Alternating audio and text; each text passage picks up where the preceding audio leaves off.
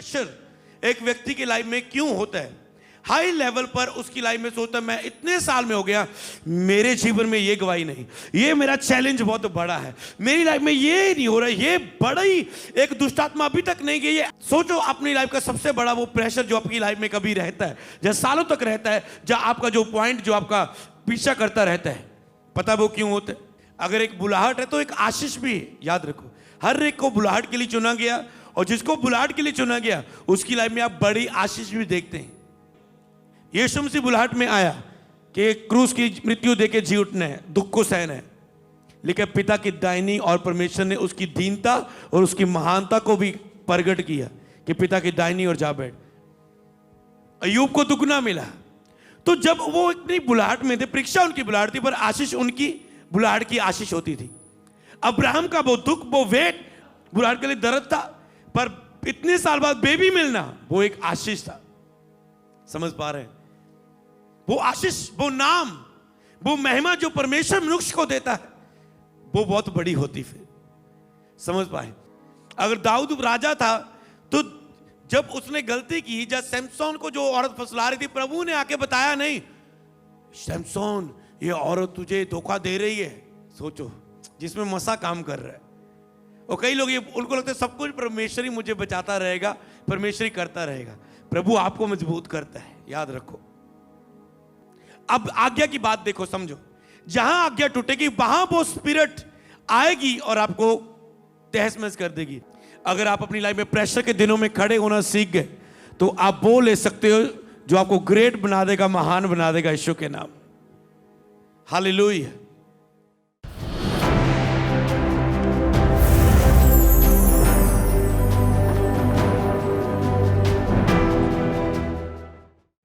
Okay, आज 2 वचन मैं आपके बीच में पढ़ूंगा, आप उसे अगर समझेंगे प्रभु आपको ब्लेस करेगा। नीति वचन की किताब उसका 24 अध्याय उसकी 10 आयत, यहां पर लिखा, यदि तू विपत्ति के समय साहस छोड़ दे तो तेरी शक्ति बहुत कम है। तो तेरी शक्ति बहुत कम है। यहां पर किस चीज की बात आ रही है? तेरी शक्ति। यदि तू विपत्ति के समय साहस छोड़ दे तो तेरी शक्ति कम है। लास्ट टाइम आपने सीखा था, आप मसीह में 1 साल हैं, आप पहले साल में आप आशीषित हो रहे हैं, क्योंकि अभी आपने जाना नहीं। प्रभु अपना प्यार अपने करीब लेके आने के लिए अपनी दया, अपनी करुणा, अपना प्यार आपके ऊपर साबित कर रहा है, अगर आप दिल खोले और विश्वास करें। फिर जब मसीह के दूसरे साल में आते हैं तो आपका दूसरे और तीसरे साल में एक परीक्षा का साल होता है। अगर आप उसमें निकलें, क्या आप एक मसीही विश्वासी, परमेश्वर ने आपके जिन में कार्य किया, तो क्या आप मसीह के चेले बन जाते हैं या नहीं? तो ये समय की बात मैं क्यों कर रहा हूं? क्योंकि बाइबल में लिखे समय के अनुसार तो तुम्हें गुरु हो जाना चाहिए था। तो परमेश्वर भी समय के अनुसार बातें करता है। तो अगर एक व्यक्ति मसीह में आ चुका है और दूसरे तीसरे साल में उसका चेला बनने का टाइम होता है, कई लोग जल्दी बन जाते हैं, तो अगर वो विश्वास के बाद चेला नहीं बना, चेला क्या कौन होता है? चेले को आवाज देता है परमेश्वर, मेरे लिए कुछ एक्स्ट्रा कर, विश्वास। तो वो जब वो मूल्य चुकाना शुरू करता है तो वो चेला बनता है। तो जब एक व्यक्ति चेला बनता है, हाँ, ये अब चेला बनने का मतलब अब वो विश्वास में पीछे नहीं हटेगा जल्दी। एक विश्वासी को शैतान जल्दी विश्वास से भटका सकता है। जैसे मैंने कहा था कि अगर एक यीशु मसीह हमारे लिए मध्यस्थता की प्रार्थना करते हैं, अगर वो हमारे लिए प्रार्थना ना करें, परमेश्वर हमें पवित्र आत्मा के द्वारा बल ना दें, खुद उस बुलाहट में हमारी सहायता ना करें, तो बहुत सारे लोग फिर से मसीह में आके पीछे हट सकते हैं। क्योंकि शैतान गरते शेर के समान घूमता रहता है। जैसे शैतान के भी 3 समय, पहले वो लोगों को मसीह के पास आने से रोकता है। अगर वो मसीह के पास आ गया, चल वचन पता ही चल गया, फिर वो चर्च भी आने लगा, बपतिस्मा लेने से रोकता है। अगर उसने दूसरे उसके हथियार को जीत लिया, बपतिस्मा ले भी लिया, तब शैतान का तीसरा पार्ट क्या है कि अब जो बुलाहट इसके जीवन में, उसे जे जान ना ले और अपनी बुलाहट में ना चले, क्योंकि उसको पता है इसकी बुलाहट में इसकी आशीष है।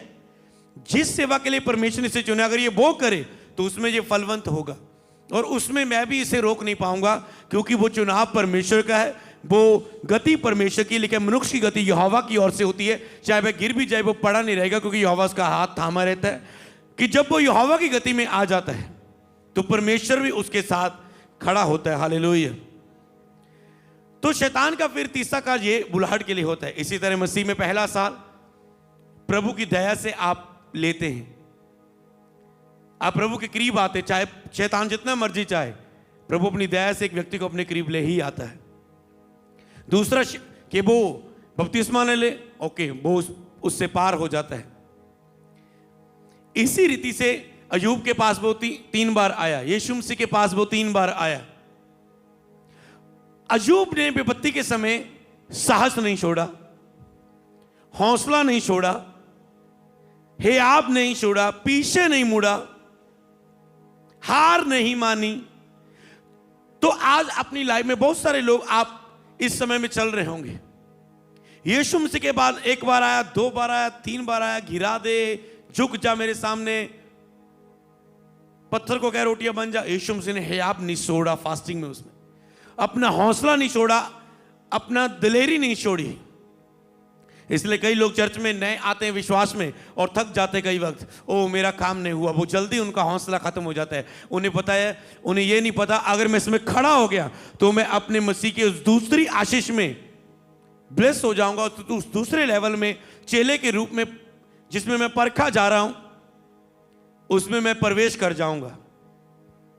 और वहां वो व्यक्ति मजबूत हो जाता है। और जब तीसरा एक व्यक्ति बुलाहट में कार्य कर रहा होता है तो शैतान सोचता है ये तो बच गया, अब इसके ऊपर। एक टाइम था जब शैतान बहुत रुकावटें डाल रहा था, पर जब परमेश्वर की परख के बाद मेरा कार्य सेवा का शुरू हुआ तब शैतान मेरी लाइफ में कभी रुकावट का कारण ना बन पाया। क्यों? क्योंकि उसे पता है कि अगर इसको छूना खुद नुकसान करवाना, अपने पैर पर कुल्हाड़ी मारने वाला काम है। एक बार आप उस लेवल पर पहुंच जाते हैं, इसलिए प्रभु भी आपको आत्मा में मैच्योर करके उस लेवल में प्रवेश कराना चाहता है जहां पर शत्रु शैतान आपको छू ना पाए। एक टाइम आता है, आपकी लाइफ में बहुत सी रुकावटें आती हैं, एक टाइम आता है शत्रु का अटैक आपकी लाइफ में सफल नहीं हो पाते। इसी रीति से यहां पर अगर हम बात करें, कहते हैं यदि तू विपत्ति के समय साहस छोड़ दे तो तेरी सामर्थ्य बहुत कम है, लेकिन यीशु मसीह तुम्हारे समान दुख सहता रहा कि जो तुम साहस ना छोड़ो। तो अब मैं क्या बात करना चाहता हूं, हो सकता है आपके सामने कुछ ऐसा लक्ष्य है, आपका स्टडी का लक्ष्य है, आप फेल होते गए बार बार किसी चीज को। मान लो एक व्यक्ति की बार बार वो प्रेगनेंसी टेस्ट कर रहा है, पॉजिटिव नहीं आ रहा है, उसकी ब्लेसिंग नहीं हो रही। बार बार एक व्यक्ति प्रेयर करने के बाद रिपोर्ट करवा रहा है, उसे गुड न्यूज नहीं मिलती। बार बार एक व्यक्ति मेहनत करने के बाद अपने एग्जाम में क्लियर नहीं हो पाता।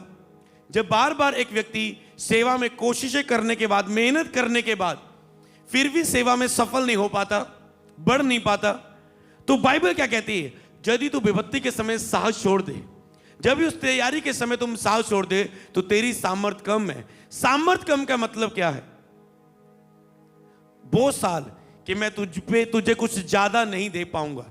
तू विश्वासी के बाद चेला तो बन चुका है, पर मैं पतरस की तरह तुझ पर कलीसिया नहीं स्थापना कर पाऊंगा, पर मैं पौलुस की तरह तुझे यूज नहीं कर पाऊंगा, पर मैं तुझे जैसे एक अब्राहम को, एक नहमिया को यूज किया, मैं ऐसे तुझे यूज नहीं कर पाऊंगा।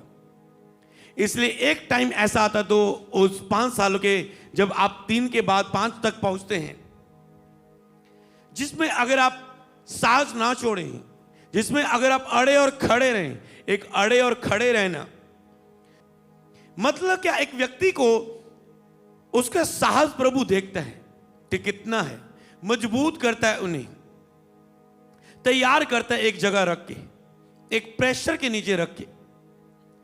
तो वो प्रेशर क्यों होता है? अब आपको ये बात आप पहले से सीख चुके हैं, उसका कुछ बेस आप समझ चुके हैं। तो एक प्रेशर क्यों होता है? कईयों की लाइफ में एक लंबा समय रहने वाला एक पीरियड, एक समय होता है, जैसे अब्राहम की लाइफ में था, बेबी का, बच्चे का आना। यकरिया के पास था, लंबा समय था। तो कईयों को बहुत लंबे समय वाला एक टाइम होता है, कईयों के लिए वो अचानक से आने वाले बार बार संकट होते हैं जो उनकी लाइफ में आते हैं। वो सोचता है प्रभु ये क्यों, ये इतना प्रेशर क्यों। उस प्रेशर में अगर आप उस विरोध में जैसे फ्रस्ट्रेशन जैसी होती, जैसे एक खिंचाहट जैसा जब आपका लाइफ में कभी कुछ होता है, उस टाइमों में अगर आपने खड़े होके दिखा दिया, आप खड़े रहें, वो टाइम वो समय आपको गिरा ना पाए, आपको पाप में ना गिरा पाए, आपको गंदगी में ना गिरा पाए, आपको मसीह से पीछे ना हटा पाए। जब आप उन टाइमों में से निकल जाते हैं, जैसे दाऊद के टाइम में एक मौका आया उसको कि शरीर की अभिलाषा का मौका देना है, जहां शरीर की अभिलाषा के सामने झुक जाना है। जैसे यूसुफ के सामने आया, क्या उसने झुक जाना है, या उसने जीतना है।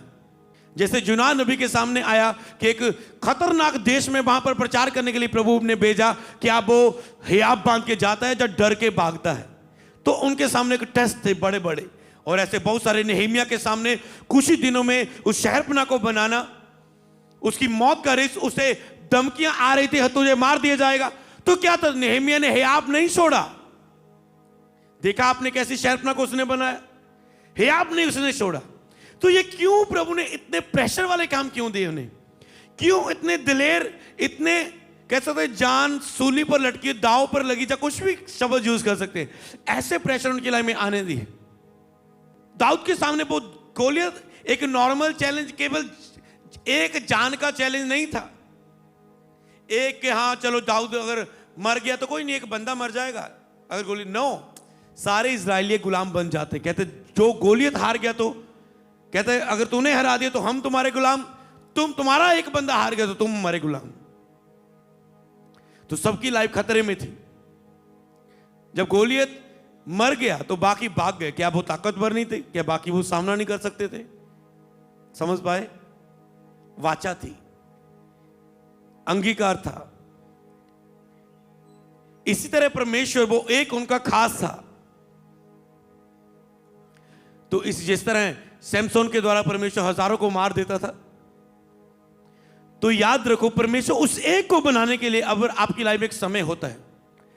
अब सबसे बड़ा प्रश्न जो आज का टॉपिक है, परमेश्वर वो समय एक व्यक्ति की लाइफ में क्यों आने देता है? जो कोई सोचे ओ मैं मसीह में होगी, मैंने इतने विश्वास में रही, मेरी तो मैरिज नहीं हो रही, 34 साल की हो गई, 36 साल की हो गई, मैं तो बहुत प्रेयर में रही, मैं तो बहुत पवित्रता में रही, मैं तो वो आत्म, फिर मेरी लाइफ में ऐसा क्यों?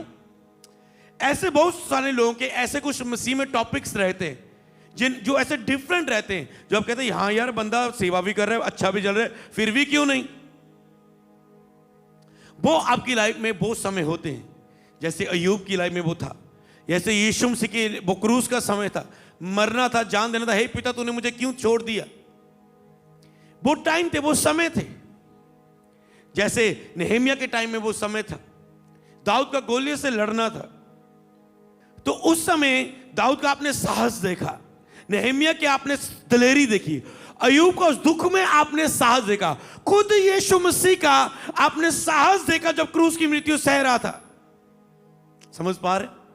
क्योंकि उसके बाद परमेश्वर ने उसकी लाइफ में एक ऐसी आशीष, ऐसी अनॉइंटिंग, ऐसा मसा, ऐसा वरदान देना होता है जो बहुत ही ज्यादा कह सकते हो सामर्थ्य, बहुत बड़े अधिकार का, बहुत बड़ी परमेश्वर की एक लफ्ज अगर लाइन बोले, बहुत बड़ी प्रभु की महिमा प्रकट करने वाला होता है।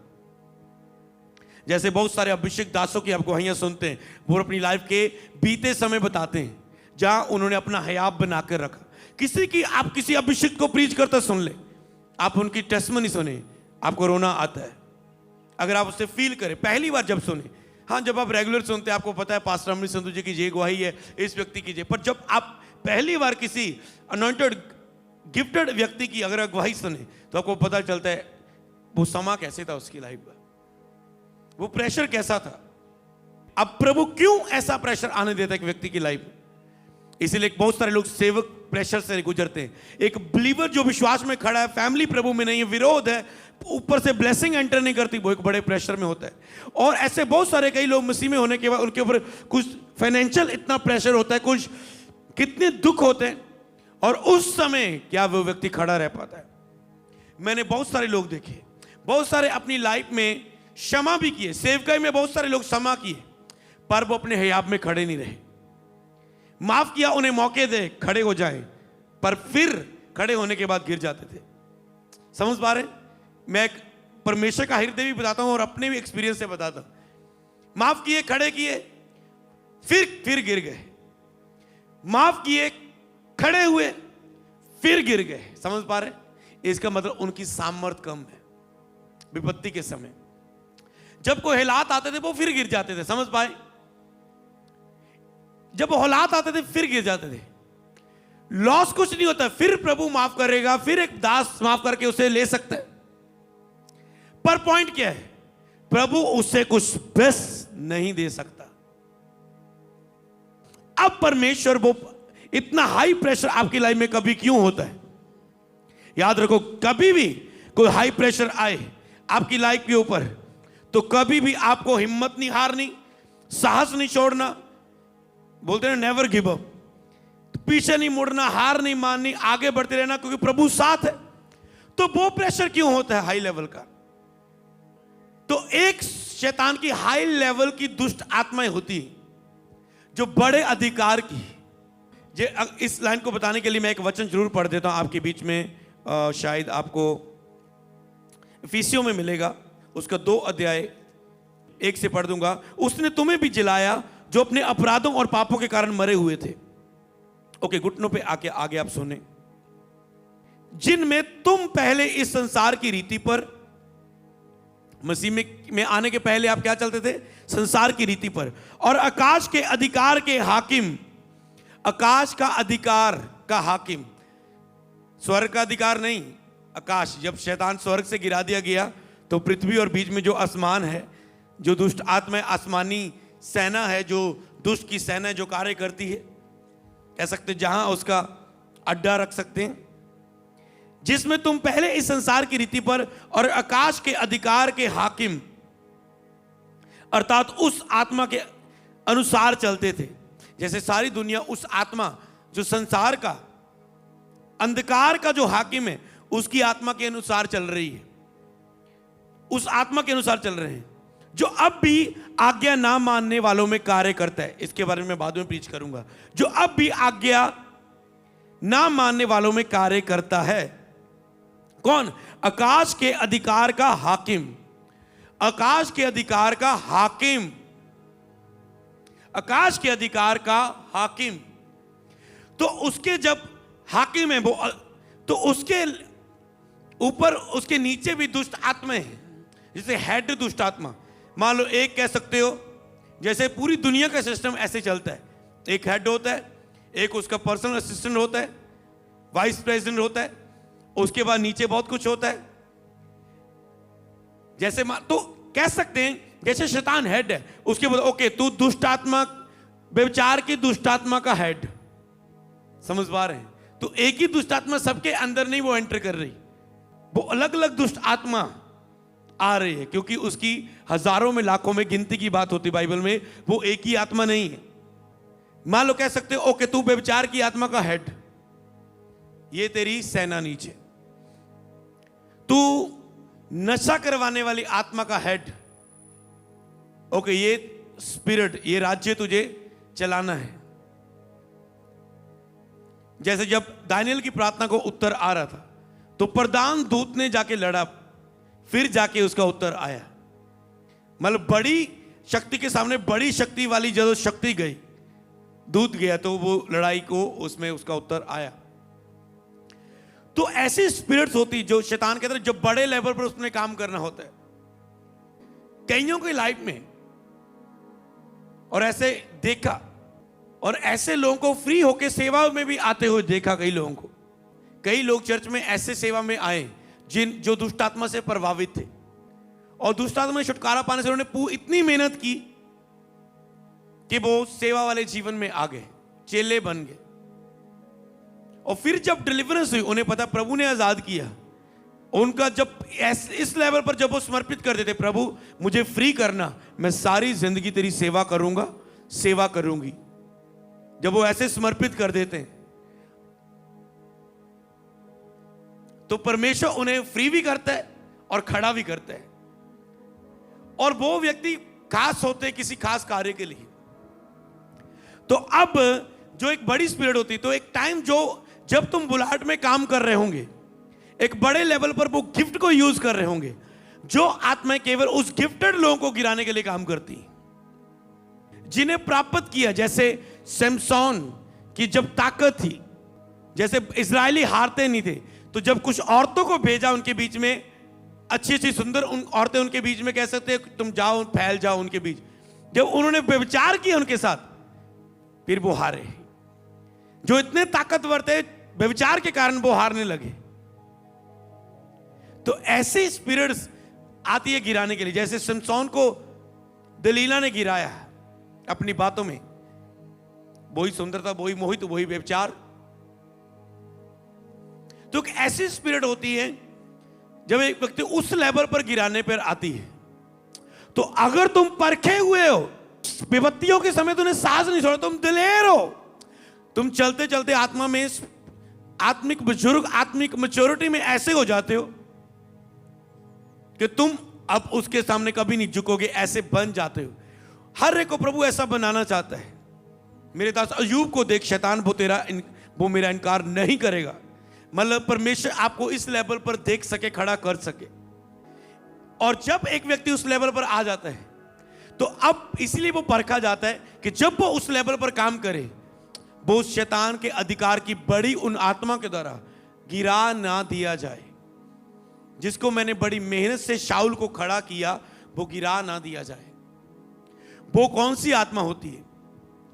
आज्ञा तड़वाने वाली आत्मा, आज्ञा को तोड़वाने वाली आत्मा, अनाज्ञाकारिता की आत्मा।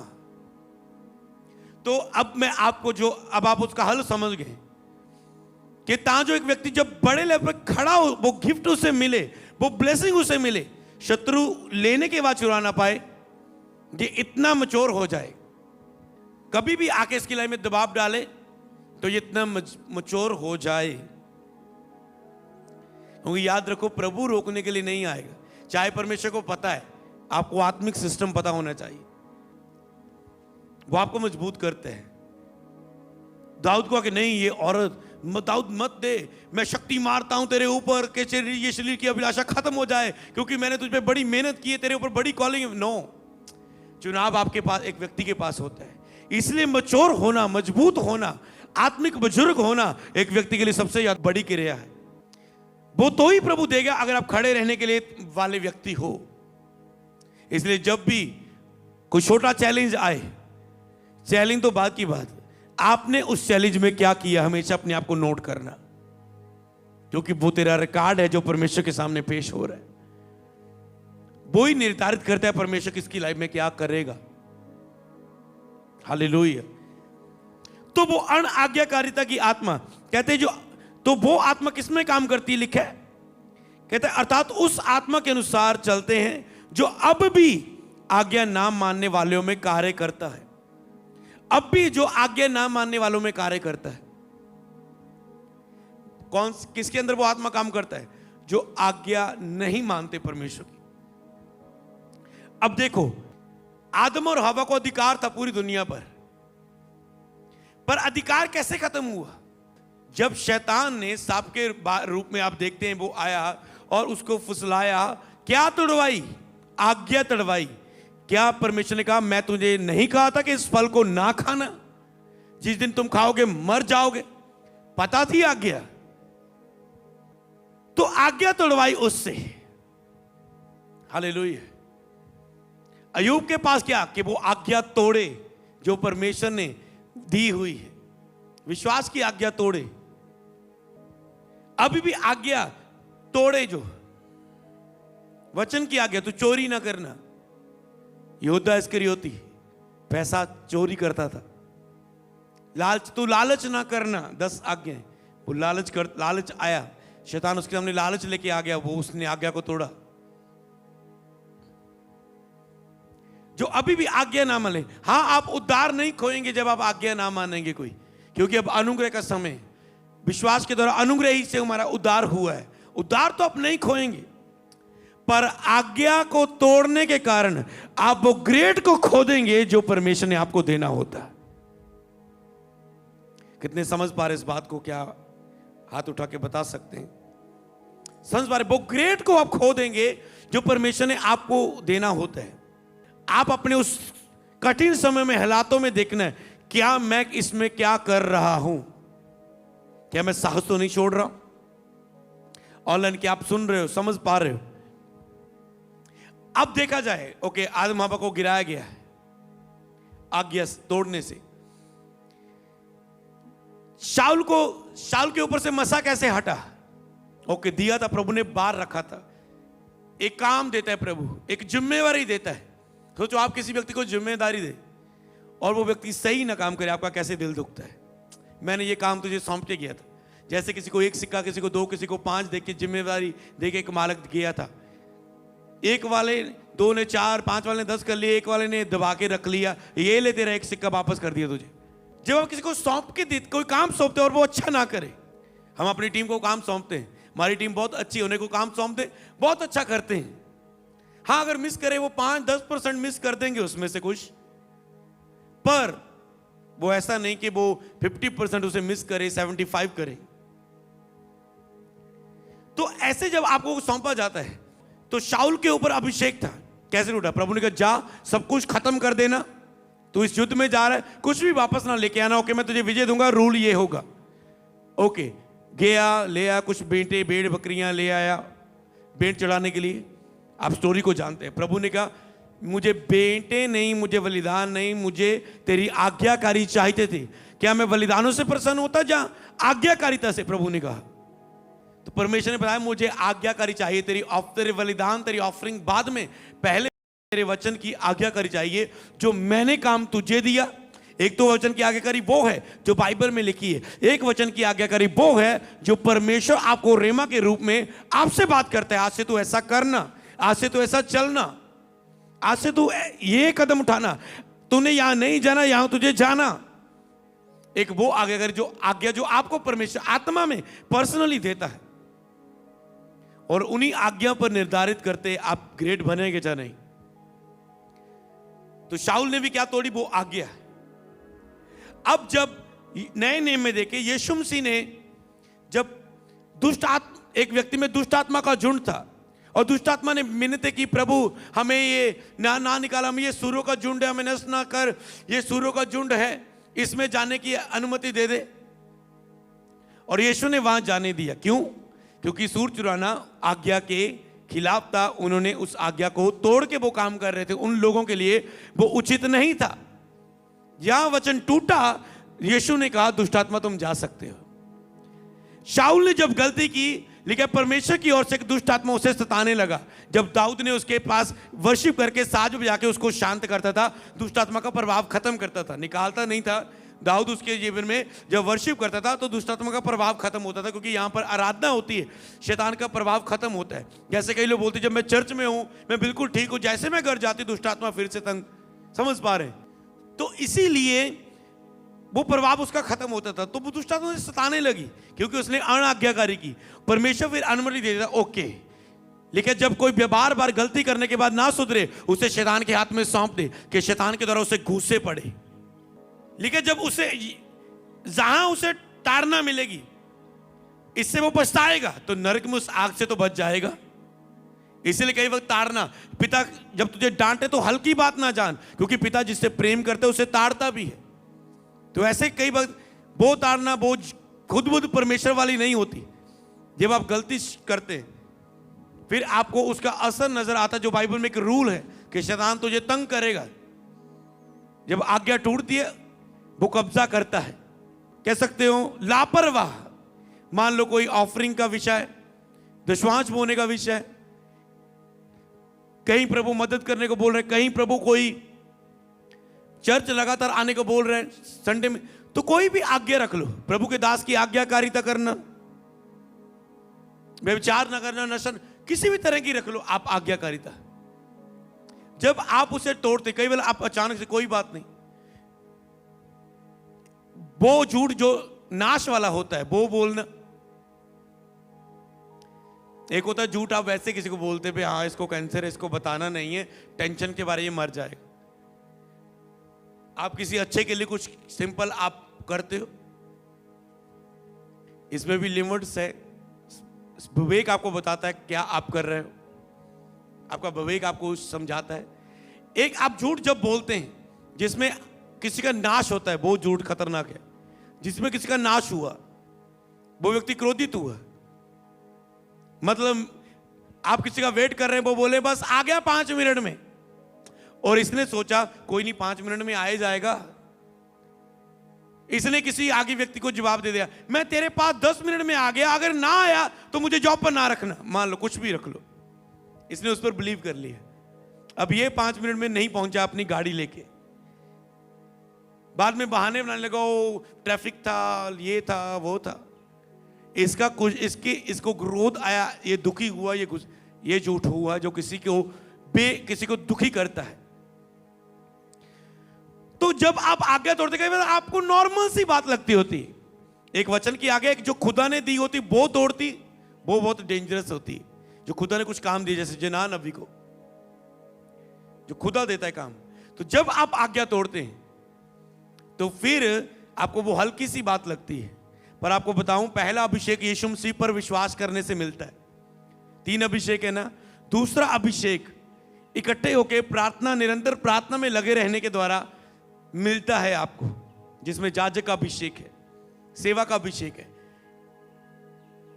तीसरा अभिषेक केवल आज्ञाकारिता से मिलता है। छोटा सा लफ्ज है उसके लिए। पहले 2 अभिषेक के लिए बहुत सी एक लंबी शिक्षा है, पर तीसरे अभिषेक के लिए लंबी शिक्षा नहीं, आज्ञाकारिता। जो परमेश्वर कहे या वचन की, जो जितनी आज्ञाकारिता में उसके ऊपर उतना वो अभिषेक देता है। समझ पाए आप? तो आज्ञाकारिता कितनी जरूरी है एक व्यक्ति के लिए, आज से आप देखना। और आज्ञाओं के साथ ही बाइबल की प्रतिज्ञाएं जुड़ी है, जो प्रभु ने कहा अगर तू ऐसा करेगा तेरे साथ ऐसा होगा, अगर तू ऐसा करेगा तेरे सब काम सफल होंगे, अगर तू ऐसा करेगा तो ऐसा होगा, अगर तू मांगेगा तो तुझे दिया जाएगा। आज्ञा के साथ प्रतिज्ञाएं जुड़ी है। अब्राहम की लाइफ में प्रतिज्ञाएं पूरी हुई जब आप आज्ञाकारी रहते हैं। वो आज्ञाकारी रहा परमेश्वर के सामने। परमेश्वर ने क्या बोला, अब्राहम तूने मेरे लिए अपने इकलौते पुत्र को भी रखना छोड़ा, देने के लिए तैयार हो गया, इसलिए मतलब तूने आज्ञाकारी की। मैंने कहा दे दे, बलिदान कर दे अपना पुत्र, तू देने के लिए तैयार हो गया, आज्ञाकारी। यीशु मसीह लिखा पिता की आज्ञाकारिता में रहा, कभी भी उसने ना नहीं बोली पिता को। जी पिता, ओके पिता। जब आप मेंटर को हमेशा बोलते हो ओके जी हो जाएगा, आप परमेश्वर को बोलते हैं ओके यस परमेश्वर, मैं जाऊंगा, मैं ऐसे करूंगा, मैं उपवास रखूंगा, मैं ये बीज बोऊंगा, ओके परमेश्वर। ऐसे लोगों को ही परमेश्वर उपयोग कर पाता है। तो परमेश्वर नहीं चाहता कि वो आज्ञा ना मानने वाली आत्मा आप में प्रवेश करे और आप आज्ञा को तोड़े और आप वो खोएं। इसलिए आप परखे और मैच्योर किए जाते हैं। तो आपने समझा, पौलुस अपने आप को मारता कूटता थका नहीं। नहमीया इतनी रुकावटों के विरोध के बाद उसने हिम्मत नहीं हारी। प्रभु ने दुख सहते सहते हिम्मत ना हारी कि तुम उसे देखकर हियाब ना छोड़ो। इसलिए आपको इन्हीं चीजों को समझना है। यीशु ने 3 उपवास में हिम्मत ना हारी, अय्यूब ने 3 शैतान की उस परीक्षाओं के सामने हिम्मत ना हारी। तो याद रखो, आपको हिम्मत नहीं हारनी, हौसले बुलंद करो, हियाब बांधो, दृढ़ हो जाओ और आज्ञाकारी करो और वो ग्रेड को हासिल करो यीशु मसीह के नाम में।